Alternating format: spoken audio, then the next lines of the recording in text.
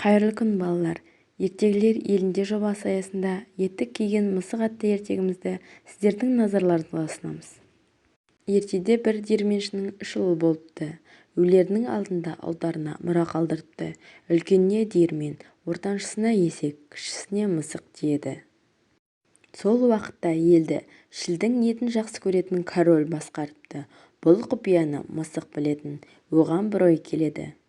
Орманға барып шөптің үстіне қапты, ішіндегі дәні көрініп тұратындай етіп қойып қойды.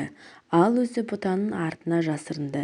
Көп күткен жоқ, 2 кішілеу шіл қаптың ішіне кіріп кетті.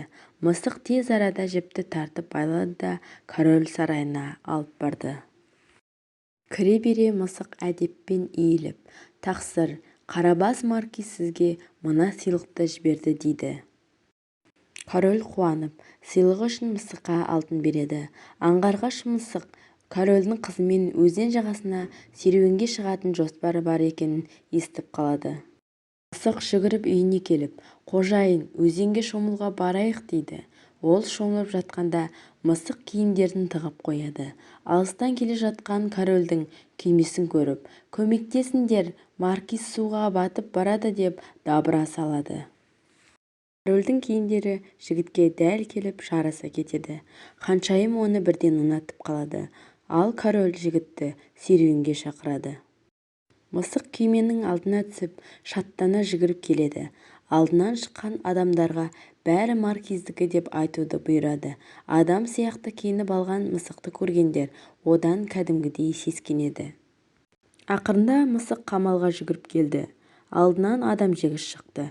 Күйме жүгіріп өткен жер, салтанатты қамал бәрі соның игілігінде еді. Жұрт сізді арыстанға да, мысыққа да айнала алады дейді. Түк емес деп дәу гүрілдейді. Еденде ол тышқан болып зулап бара жатқанда, оны мысық бас салып жеп қояды. Сөйткенше корольдің күймесі келіп қалады.